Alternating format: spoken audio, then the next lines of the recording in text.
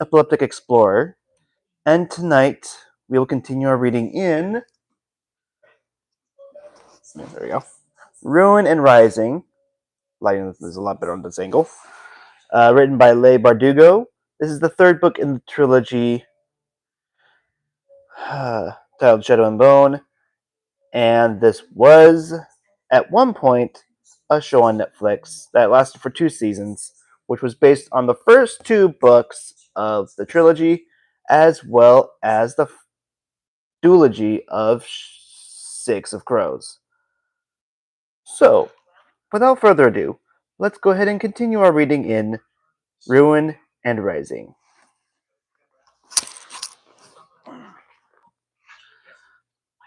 I'm also using some new technology today, as you can see.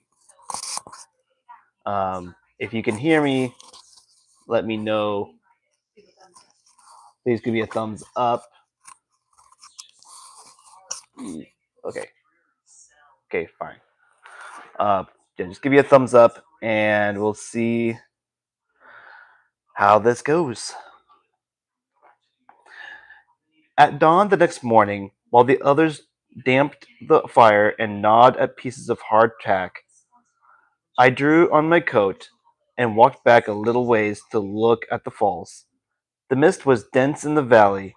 From here, the bones at the base of the falls just looked like trees.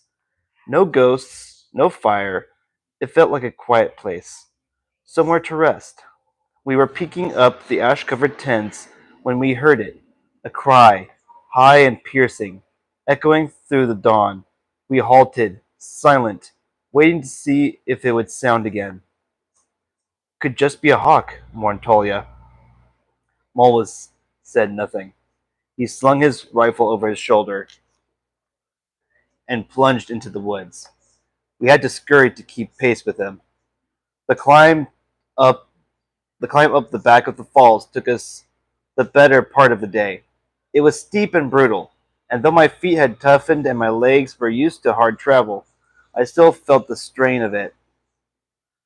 My muscles ached beneath my pack, and despite the chill in the air, sweat beaded on my forehead. When we catch this thing, painted Zoya, I'm going to turn it into a stew. I could feel the excitement rippling through all of us, the sense that we were so close now, and we drove each other to push harder up the mountain. In some places, the rise was nearly vertical. We had to pull ourselves higher by grabbing tight to the roots of scraggly trees or wedging our fingers into the rock. At one point, Toya brought out iron spikes and hammered them directly into the mountain so we could use them as a makeshift ladder. Finally, late in the afternoon, we hauled our bodies over a ragged stone lip and found ourselves on the flat top of the cliff wall, a smooth expanse of rock and moss, slick with mist and split by the frothing tide of the river. Looking north, beyond the abrupt drop of the falls, we could see back the way we'd come, the far ridge of the valley, the gray field that led to the ashwood, the indentation of the old road, and beyond it, storms moving over the grass-covered foothills, and they were just foothills. That was clear now, because if we turned south, we had our first real view of the mountains, the vast, white-capped Sikirozoi, the source of the snow melt that fed the Sarahuo. They just go on, said Harsha wearily. We made our way to the side of the rapids.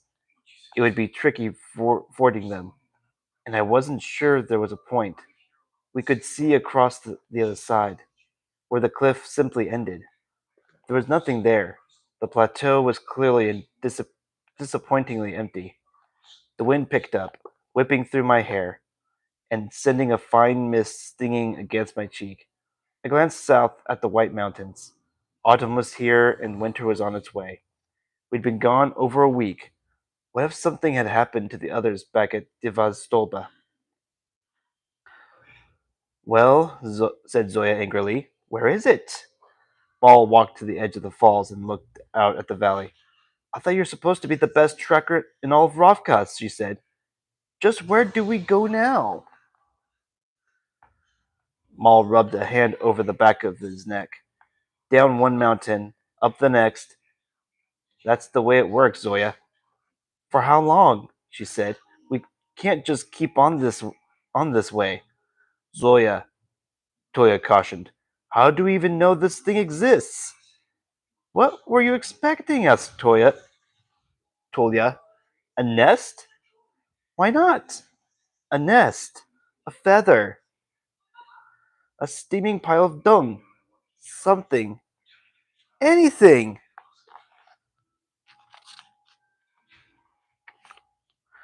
Zoya was the one enjoying it. Sorry, was the one saying it.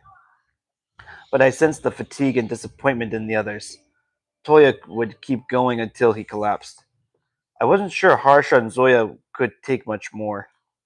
It's too it's too wet to make camp here, I said. I pointed toward the woods behind the plateau where the trees were reassuringly ordinary, their leaves lit with red and gold. Head that way until you find a dry spot. Make a fire. We'll figure out what to do after dinner. Maybe it's time to split up. You can go. You can't go farther into the Shuhan without protection, Toya objected. Harsha said nothing, just nuzzled Onkat and failed to meet my eyes. We don't have to decide right now. Just go make camp. Carefully, I crossed to the edge of the plateau to join Mal.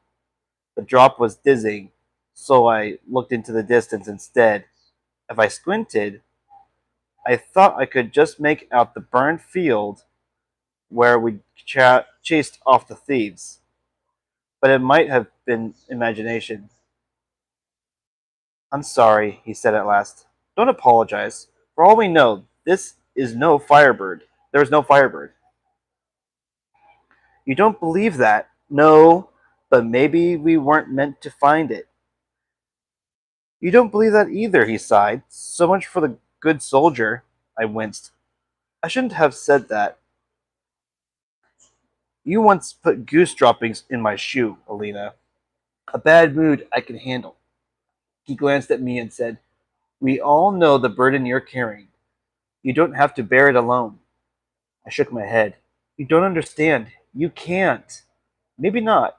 But I saw this with soldiers in my unit. You keep storing up all that anger and grief. Eventually it spills over. Or you drown it. You drown in it. He'd been telling me the same thing when we'd first arrived at the mine. When he'd said the others needed to grieve with me, I'd needed it too, even if I hadn't wanted to admit it. I needed to not be alone, and he was right. I did feel like I was drowning, fear closing in over me like an icy sea. It's not easy, I said. I'm not like them. I'm not like anyone. I hesitated, then added, except him. You're nothing like the Darkling. I am, even if you don't want to see it. Maul raised a brow. Because he's powerful and dangerous and eternal? He gave a rueful laugh. Tell me something. Would the Darkling ever have forgiven Genya, or Tolia and Tamar, or Zoya, or me? It's different for us, I said. Harder to trust. I have news for you, Alina. That's tough for everyone. You don't. I don't get it. I just know there's no way to live without pain. No matter how long or short your life is, people let you down. You get hurt and do damage in return, and do damage in return. But what the Darkling did to, but what the Darkling did to Genya, to Bagra, what he tried to do to you with that collar, that's weakness. That's a man afraid. He peered out at the valley. I may never be able to understand what it is to live with your power, but I know you're better than that, and they all know it too, he said with a nod back to where the others had gone to make camp. That's why we're here, fighting beside you. That's why Zoya and Harsha will whine all night, but tomorrow they'll stay. I think so. He nodded. We'll eat, we'll sleep, and then we see what happens next. I sighed. Just keep going. He laid a hand on my shoulder. You move forward, and when you falter, you get up, and when you can't, you let us carry you. You let me carry you. He dropped his hand. Don't stay out here too long, he said, then turned and strode back out of the plateau, over the plateau. I won't fail you again. The night before Maul and I had first entered the fold, he'd promised that we would survive. We're going to be fine, he told me. We always are. In the years since, we'd been tortured and terrorized, broken and rebuilt. We would probably never feel fine again, but I needed that lie then, and I needed it now. It kept us standing, kept us fighting another day. It was what we'd been doing our whole lives. The sun was just starting to set. I stood at the edge of the falls, listening to the rush of the water. As the sun dipped, the falls caught fire, and I watched the pools in the valley turn gold. I leaned over the drop, glimpsing the pile of bones below. Wherever Maul had been hunting, it was big. I peered into the mist rising off the rocks at the base of the falls. The way it billowed and shifted, it almost looked like it was alive, as if something came rushing up at me. I stumbled backward and hit the ground with a jarring thud to my tailbone. A, a cry cut through the silence. My eyes searched the sky. A huge winged shape soared above me in a widening arc. Maul! I shouted. My pack was at the edge of the plateau, along with my rifle and bow. I made a dash for them, and the firebird came straight at me. It was huge, white like the stag and the sea whip, its vast wings tinged with golden flame. They beat the air, the gust driving me backward. Its call echoed through the valley as it opened its massive beak. It was big enough to take my arm off in one bite, maybe my head. Its talons gleamed, long and sharp. I raised my hands to use the cut, but I couldn't keep my footing. I slipped and felt myself tumbling toward the cliff's edge, hip, then head, striking damp rock. The bones, I thought. Oh, saints, the bones at the bottom of the falls! This was how it killed. I clawed at the slick stone, trying to find purchase, and then I was falling. My scream caught on my lips as my arm was nearly wrenched from its socket. Maul had, Maul had hold of me just below my elbow. He was on his stomach, hanging over the cliff face, the firebird circling above him in the fading light. Just need to check one thing really quick. Okay. Uh, okay. Okay. I've got you, he shouted, but his grip was slipping up the damp skin of my forearm. My feet dangled over nothing. My heart pounded in my chest. Maul, I said desperately. He leaned out farther. We were both going over. I've got you, he repeated, his blue eyes blazing. His fingertips closed around my wrist. The jolt slammed through us at the same time, the same crackling shock we'd felt that night in the woods near the banya. He flinched. This time we had no choice but to hold tight. Our eyes met, and power surged between us, bright and inevitable. I had the sense of a door swinging open, and all I wanted was to step through. This taste of perfect, gleaming elation was nothing compared to what lay on the other side. I forgot where I was, forgot everything but the need to cross that threshold, to claim that power. And with that hunger came horrible understanding. No, I thought desperately, not this. But it was too late. I knew. Maul gritted his teeth. I felt his grip go even tighter. My bones rubbed together. The burn of power was almost unendurable, a dull whine that filled my head. My heart beat so hard I thought I might not survive it. I needed to walk through that door. Then miraculously, he was pulling me higher, inch by inch. I pawed at the rock with my other hand, searching for the top of the cliff, and finally made contact. Maul took hold of both my arms, and I wriggled onto the safety of the plateau. As soon as his hand released my wrist, the shuddering rush of power relented. We dragged ourselves away from the edge, muscles trembling, panting for breath. That echoing call sounded again. The firebird hurtled toward us. We shoved up to our knees. Maul had no time to draw his bow. He threw himself in front of me, arms spread as wide as the firebird shrieked and dove. Its talons extended directly toward him. The impact never came. The firebird drew up short, its claws bare inches from Maul's chest. Its wings beat once, twice, driving us back. Time seemed so to time seemed to slow. I could see us both reflected in its great golden eyes. Its beak was razor sharp, and its feathers seemed to blaze with the light of their own. Even through my fire, I felt awe. The firebird was Ravka. It was right that we should kneel. It gave another piercing cry, then whirled and flapped its wings, soaring onto the gathering dusk. We sank to the ground, breathing hard. Why did it stop? I gasped. A long moment passed. Then Maul said, "We're not hunting it anymore." He knew, just as I did. He knew. "We need to get out of here," she said. "It still might come back." Dimly, I was aware of the others running toward us over the slippery rock as we got to our feet. They must have heard my screams. "That was it!"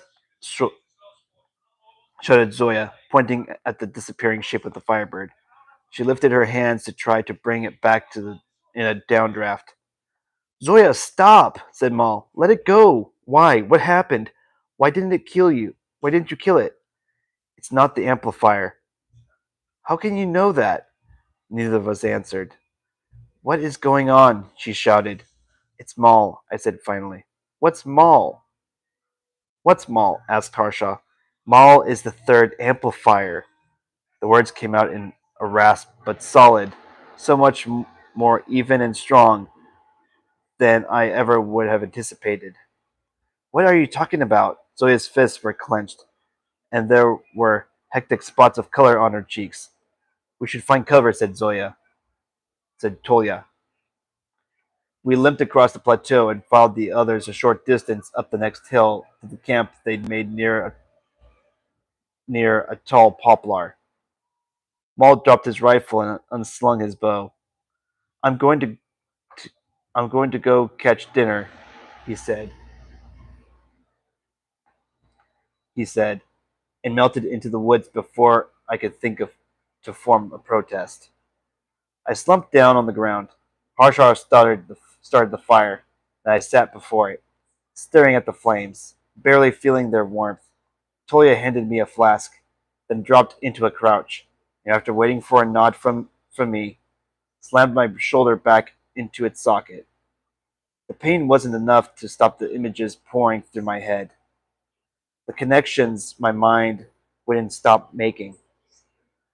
A girl in a field, standing over her slain sister, the black wisps of the cut rising from her body. A father kneeling beside her. He was a great healer. Beggar had gotten it wrong. It had taken more than the small science to save Rosa's other daughter. It had taken Murzost, resurrection. I'd been wrong too. Becker's sister hadn't been Grisha. She'd been Altkazia, after all. "You must have known," said Zoya, sitting down on the other side of the fire. Her gaze was accusatory. "Had I? The bolt that night by the banya? I'd assumed it was something in me. And yet, when I look back, The pattern seemed clear. The first time I'd used my power had been when lay dying in my arms. We'd searched for the stag for weeks, but we'd found it after our first kiss. When the sea whip had revealed itself, I'd been standing in the circle of his arms, close to him for the first time since we'd been forced to board the Darkling ship. The amplifiers wanted to be brought together, and hadn't our lives been bound from the first by war, by abandonment, maybe by something more? It couldn't be a chance that we'd been born into neighboring villages, that we survived the war that had taken both of our families, that we'd both ended up at Karamzin. Was this the truth behind Maul's gift for tracking? That he was somehow tied to everything? To the making at the heart of the world? Not a Grisha, and no ordinary amplifier, but something else entirely. I am become a blade, a weapon to be used. How right he'd been. I covered my face with my hands. I wanted to blot out this knowledge, carve it from my skull, because I hungered for the power that lay beyond the golden door, desired it with a kind of pure and aching fever that made me want to tear at my skin. The price for that power would be Maul's life. What had Bagra said? You may not be able to survive the sacrifice that Murzos requires. Maul returned a little while later. He'd brought back two fat rabbits. I heard the sounds of him and Toya working as they cleaned and spitted the animals, and soon I smelled cooking meat. I had no appetite. We sat there. We sat there, listening to the branches pop and hiss in the heat of the flame, until finally Harshaw spoke. If something doesn't talk soon, I'm going to set fire to the woods. So I took a sip from Zoya's flask, and I talked. The words came more easily than I expected. I told them Bagra's story, the horrible tale of a man obsessed, of the daughter he neglected, and the other daughter who had nearly died because of it. No, I corrected myself. She did die that day.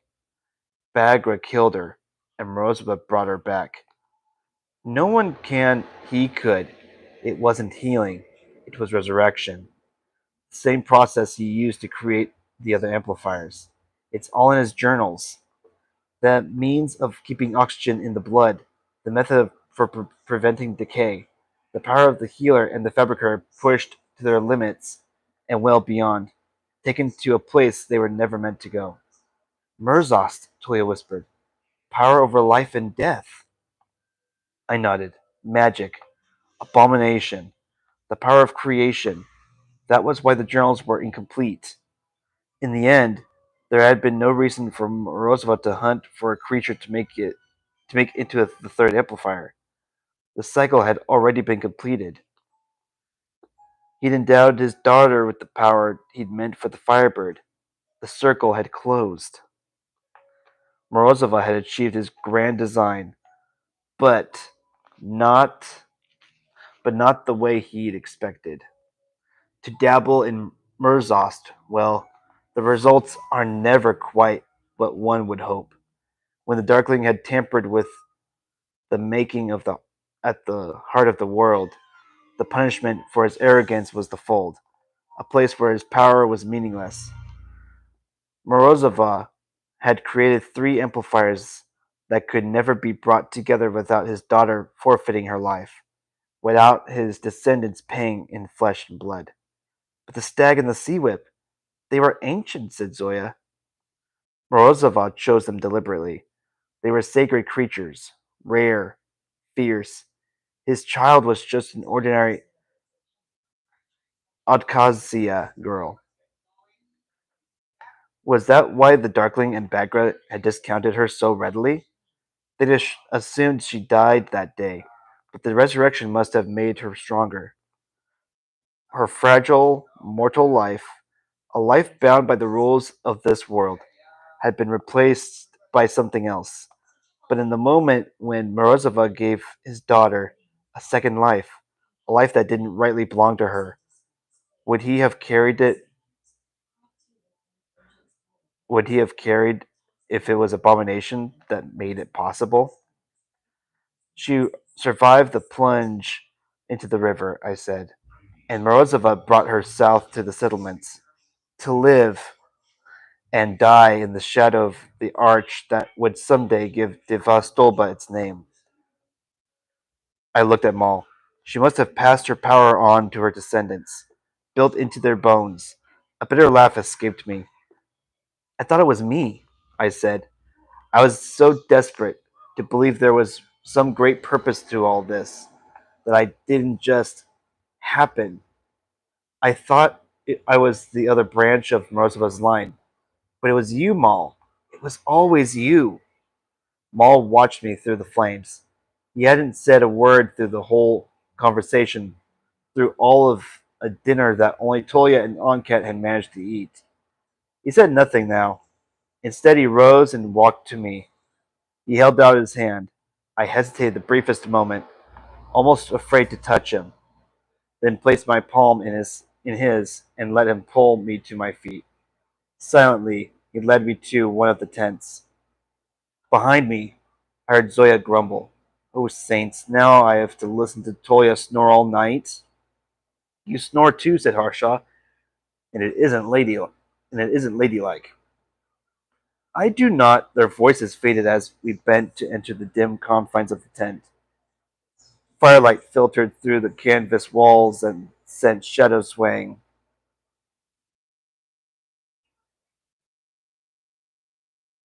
Oh boy. Their voices faded as we bent to enter the dim confines of the tent.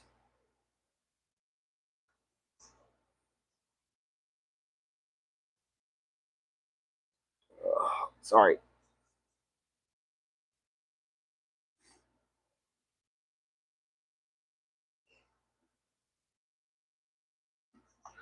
Where was I? Where was I? Branch. Okay. Maul watched me through the flames. Wait. No. Okay, there is. Their voices faded as we bent to enter the dim confines of the tent.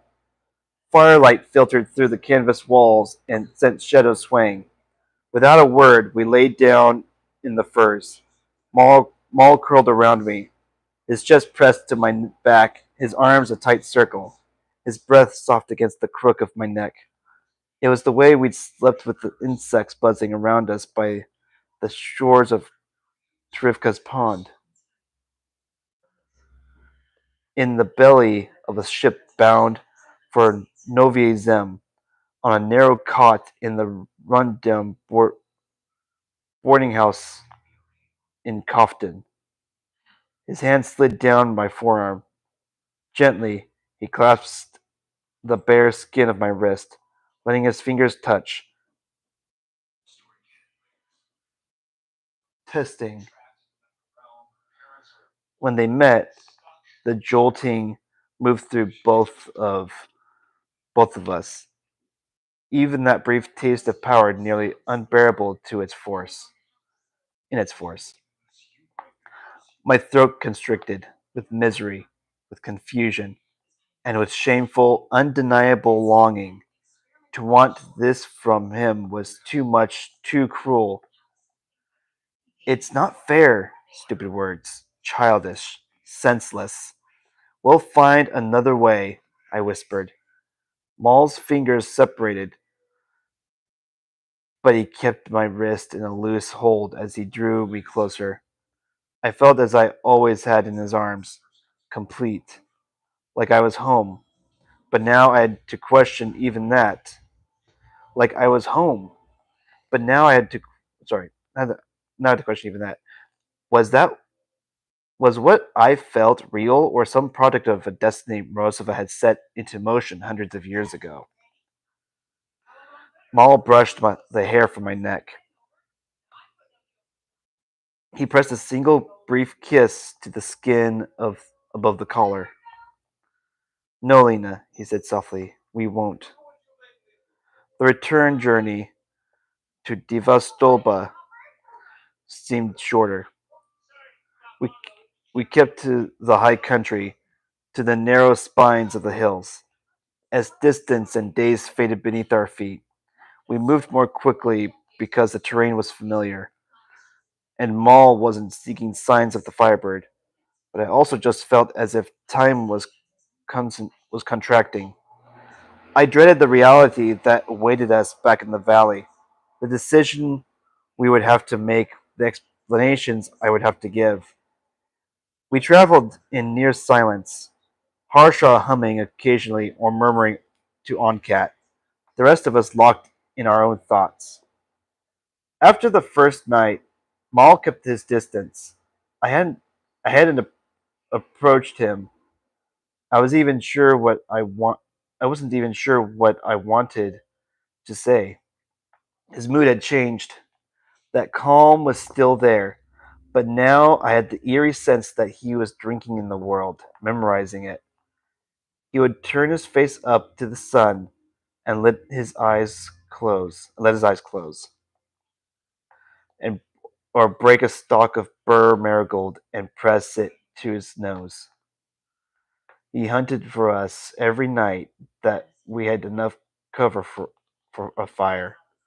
He pointed out lark's nests and a wild geranium, and caught a field mouse for Oncat, who seemed too spoiled to do any hunting for her own.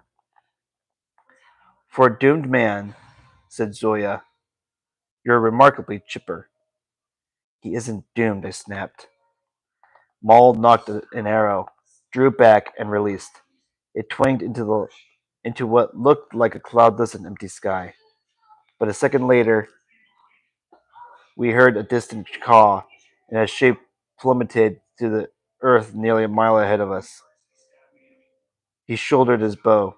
We all die, he said as he jogged off to retrieve his kill. Not everyone dies for a reason. Are we philosophizing? Said Harsha. Or were those song lyrics? As Harsha started humming, I ran to catch up with Maul. Don't say that, I said as I came level with him. Don't talk that way. All right. And don't think that way either. He actually grinned. Maul, please, I said desperately, not even sure what I was asking for. I grabbed his hand. He turned to me, and I didn't stop to think. I went up on my toes and kissed him. It took him the barest second to react. Then he dropped his bow and kissed me back, arms winding tight around me, and the hard planes of his body pressed against mine. Alina, he began. I grabbed the lapels of his coat, tears filling my eyes. Don't tell me this is all happening for a reason, I said fiercely, or that's going to be okay. Don't tell me you're ready to die. We stood in the tall grass, wind singing through the reeds. He met my gaze, his blue eyes steady. It's not going to be okay. He brushed the hair back from my cheeks and cupped my face in his rough hands. None of this is happening for a reason. He skimmed his lips over mine. And saints help me, Alina. I want to live forever. He kissed me again, and this time he didn't stop. Not until my cheeks were flushed and my heart was racing. Not until I could barely remember my own name, let alone anyone else's. Not until we heard Harshaw singing, and Toya grumbling, and Zoya cheerfully promising to murder us all.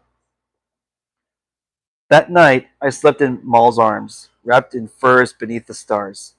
We whispered in the dark, stealing kisses, conscious of the others lying only a few feet away. Some part of me wished that a shoe raiding party would come and put a bullet through both of our hearts, leave us there forever, two bodies that would turn to dust and be forgotten. I thought about just leaving, abandoning the others, abandoning Ravka as we'd once intended, striking out through the mountains and making our way to the coast. I thought of all these things, but I rose the next morning, and Morning that after that, I ate dry biscuits, drank bitter tea. Too soon the mountains faded, and we began our final descent into Devastolba. We'd arrived back sooner than expected, in time to retrieve the Pattern and still meet any forces the Apparat might send to Kuriva. When I saw the two stone spindles of the ruins, I wanted to level them, let the cut do what time and weather had failed to, and turn them to rubble. It took a little while to locate the bordering house where Tamar and the others had found lodging. It was 2 stories high and painted a cheerful blue. Its ports hung with prayer bells, its pointed roof covered in shoe inscriptions that glittered with gold pigment. We found Tamar and Nadia seated at a low table in one of the public rooms, Adric beside them, his empty coat sleeve neatly pinned. A book perched awkwardly on his knees. They sprang to their feet when they saw us. Toya enveloped his sister in an enormous hug, while Zoya gave Nadia and Adric a grudging embrace. Tamar hugged me close as Onket sprang from Harsha's shoulders to forge through the leavings of their meal. What happened? She asked, taking in my troubled expression. Later. Misha came pelting down the stairs and hurled himself at Maul. You came back, he shouted. Of course we did, said Maul, sweeping him into a hug. Did you keep your did you keep to your duties? Misha nodded solemnly. Good. I expect a full report later. Come on, Adric said eagerly. Did you find it? David's upstairs with Genya. Should I get him? Go get him? Adric chastised Nadia. They're exhausted and probably starving. Is there tea? Asked Toya. Adric nodded and went off to order. We have news, said Tamar, and it isn't good. I didn't think it could possibly be worse than our news, so I waved her on. Tell me. The Darkling attacked West Ravka. I sat down hard. When? Almost immediately after you left. I nodded. It was some comfort in knowing there was nothing I could have done. How bad? He used the fold to take a big chunk out of the south, but from what we've heard, most of the people had already evacuated. Any word of Nikolai's forces? There are rumors of cells cropping up fighting under the Lantsov banner, but without Nikolai to lead them, I'm not sure how long they'll hold out. All right, at least now I knew we were dealing what we were at least now I knew what we were dealing with. There's more. I glanced at Tamar questioningly, and then look on and the look on her face sent a chill slithering over my skin. The Darkling marched on Karamzin. And that's the end of chapter 14. We will put this on hold for right now for tonight and maybe get back to it later. So we'll see. So until then, um, I hope you all are enjoying this book. Please like and subscribe to my channel, and just to help me grow. And if you're liking this and want to get updated, please subscribe, and please press the bell icon and um make sure it's all notifications so that way you know when the next video comes. So without further ado, I will wish you all a wonderful evening.